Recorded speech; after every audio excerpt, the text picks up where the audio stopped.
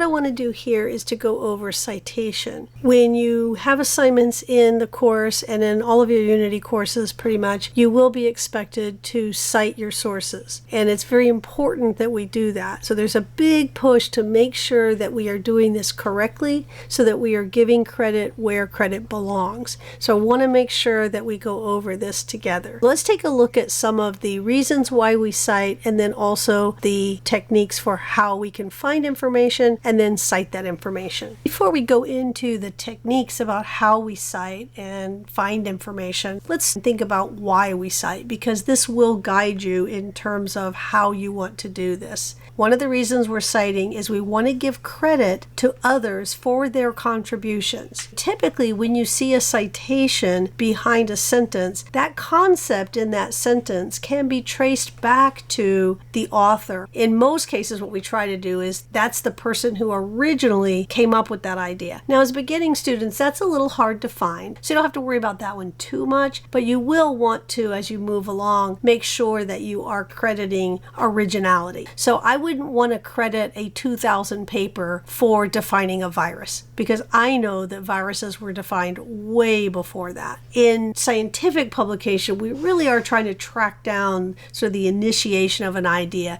the first time these data were reported. You might not be able to do that initially, but that's what you're working towards. So we want to give credit to people for their data and for their original ideas. And when we talk about giving credit for data, one of the things I want to point out here is that's one of the ways you really want to use your references. You want to include data. Think about scientific writing. We don't just throw out general ideas and say, hey, trust me, somewhere out in the universe there's data to support this. That's not how we do it. We provide those data. So don't just tell me that this particular situation caused the animal's behavior to change. The animal became more reclusive. Give me some numbers. Tell me that the animal's activity level dropped by 50% when this other thing happened. You want to provide the data that are in those papers. You want to summarize it, of course. You don't want to tell me the whole methods and everything else, but you do want to bring in that supporting evidence. That's really important, and you're going to hear that probably over and over again from me. Please bring in some data to support that statement. The other critical thing about citing is it allows your reader to verify that that information is correct. So if you told me there was a reduction in activity 50%, I can go to that article and I can find that 50% value. Obviously, always want to check that. So I can verify that if you give me the citation. If you don't give me a citation, I can't verify that any of that you've just said is true. The main thing to think about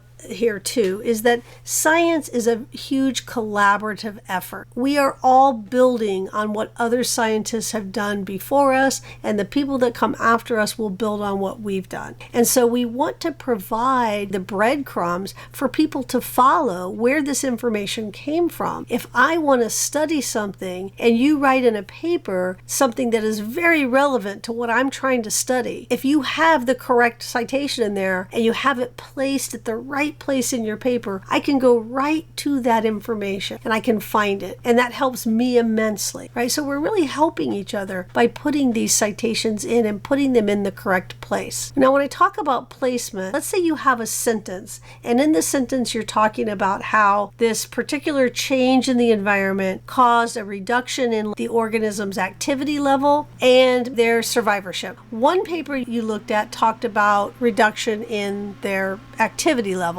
The other paper talked about differences in survival. When you write that sentence, put the appropriate citation where it belongs. So after you say that there was a reduction in activity level, cite the source that mentioned activity level. And then at the other part of your sentence where you talked about reduced survival, put the citation for the article that talked about survival. You don't want to put both of those at the end of the sentence. My reader just has to figure out which one talked about which. Let's not do that. Let's put it where it belongs. So I think in many cases we've learned to kind of cite things at the end of a sentence, but you don't always have to put it at the end of the sentence. You can put it right where it goes in that sentence. Because otherwise, if you tell me that these two papers are talking about reduction in survivorship and activity, I'm going to expect both of of those papers to talk about both of those things. So you need to be careful how you place those. Now, the other thing it does for you is it enhances your credibility. Not only have you made a general statement, you've supplied some data, and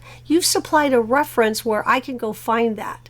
Now, the downside of that is if I go and I look at your reference and your reference doesn't talk about what you said it did, well, then that hurts your credibility, right? So this goes both ways. So you definitely want to make sure that you're citing it accurately. This article definitely talked about these concepts. This data absolutely came from this article. And if you go look at the article, you're going to find it. That's another area where you have to be really careful with AI, because AI will sometimes tell you that a paper said something and it maybe didn't. So you are going to have to double check what AI, ChatGPT, whatever you might use, you're going to have to make sure that they interpreted that correctly. Of course, the other thing it does is it gives us more academic integrity, right? We are providing our sources. We're not trying to steal anybody else's data, anybody else's ideas. We're giving them credit for it. And of course, it helps us avoid plagiarism. Think of science as a big tapestry, and it allows us to put our piece into this other big puzzle or this big tapestry that we're weaving about the meaning of life. We can essentially connect our ideas to others' ideas where they are relevant. And that really helps our reader, right? It helps other people figure out, where does this piece belong in this bigger picture? Now we're going to go look at some ways to find references and then how to cite those references.